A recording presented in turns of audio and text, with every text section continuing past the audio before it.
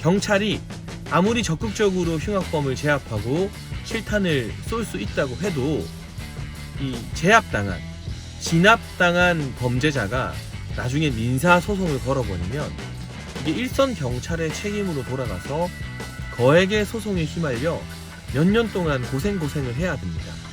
제한적으로 형사 책임에 대한 면책권은 부여되고 있지만 아직까지 민사에 대해서는 면책권이 부여되고 있지 않기 때문이죠. 그렇기 때문에 이처럼 심각해지는 묻지마 범죄 테러를 적극적으로 진압할 수 있게끔 일선 현장의 경찰들이 흉악범을 제압한 경우에 대해서는 적극적으로 면책권을 부여해야 할 것 같습니다. 여기서 한 걸음 더 나아가서요, 정당 방위의 인정 범위를 대폭 확대할 필요가 있습니다. 우리나라 같은 경우는 이 정당 방위를 인정하는 폭이 너무나 좁아요.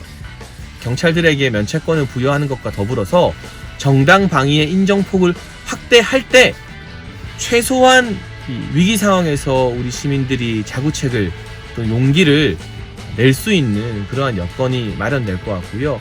일시적으로 치안 강화를 하는 데서 그치지 않고 범죄자 인권보다, 가해자 인권보다 피해자와 선량한 국민들의 인권을 훨씬 더 중시하는 그런 풍토를 만들어 나가는 것이 근본 해결책이 아닐까 싶습니다.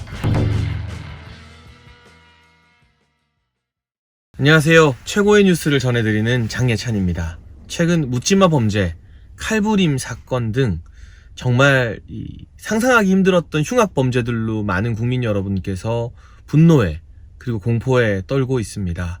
신림역 사건이 일어난 게 얼마 되지도 않았는데 또 분당 서현역에서 차를 몰고 인도에 있는 행인분들을 습격하고 흉기를 들고 백화점에 들어가서 무자비하게 무차별적으로 국민들을 공격하는 그런 사건이 또 일어났고요. 우후죽순으로 칼부림을 하겠다, 흉기 난동을 하겠다라는 글들이 인터넷에 올라오고 있습니다. 강남 고속버스 터미널에서 식칼 2개를 든 남성이 경찰에 의해서 제압되기도 했죠. 이런 묻지마 범죄 테러가 이제 선진국에서 벌어지는 총기 난사 사건처럼 우리나라에서도 더 이상 남의 일이 아니라는 게 와닿는 것 같습니다. 그래서 정부와 정치권에서도 많은 대책을 내놓고 있는데요. 우선 법무부에서는 가석방 없는 무기징역을 도입한다고 합니다. 실질적으로 여러 외교관계 때문에 사형 집행이 어려운 현실을 고려해보면 가석방이 불가능한 무기징역을 통해서 이런 흉악 범죄자들, 묻지마 범죄 테러를 일으키는 사람들을 영원히 사회로부터 격리시킨다는 거고요.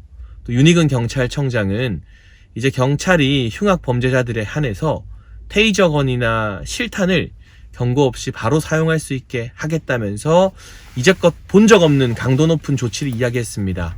하지만 여기서 끝나서는 안 됩니다.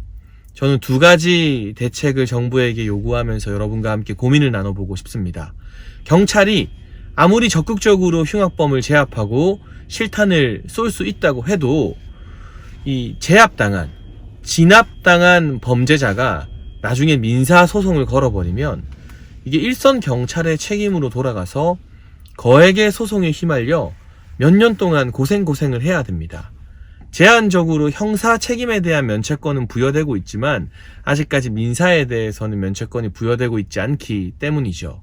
그렇기 때문에 이처럼 심각해지는 묻지마 범죄 테러를 적극적으로 진압할 수 있게끔 일선 현장의 경찰들이 흉악범을 제압한 경우에 대해서는 적극적으로 면책권을 부여해야 할 것 같습니다. 최근에 아동학대냐 교권 침해냐 여러 이야기들이 있었지만 이 선생님들이 훈육을 하는 것도 전부 다 아동학대로 신고하기 때문에 교권이 무너지고 있다라는 문제의식이 심각해졌잖아요. 그래서 정부에서 이 훈육을 위해서는 선생님들에게 아동학대 면책권을 부여하자라는 방안이 검토되고 있는데요. 마찬가지 맥락으로 우리 시민들의, 국민들의 안전을 위협할 수 있는 흉악 범죄자들을 적극적으로 조기 진압하고 제압한 경우에 한해서는 민형사상의 면책권을 경찰관들에게 부여해야 경찰들이 흉악범을 제압하는데 온 힘을 쏟지, 이거 혹시 내가 잘못하다가 나중에 소송 걸리면 어떡하지? 좀 심하게 다치게 만들어서 내가 재판에 시달리면 어떡하지 하는 고민을 안 하게 될 것 같습니다. 여기서 한 걸음 더 나아가서요, 정당 방위의 인정 범위를 대폭 확대할 필요가 있습니다. 우리나라 같은 경우는 이 정당 방위를 인정하는 폭이 너무나 좁아요. 예를 들면 상대가 흉기를 들고 나를 위협하는데 내가 이 사람을 제압하려고 얼굴을 때려버리잖아요. 이게 정당방위일까요? 지금의 판례에서는 정당방위가 아닙니다. 흉기를 든 부위만 탁 쳐서 제압해야만 정당방위가 된다고 합니다.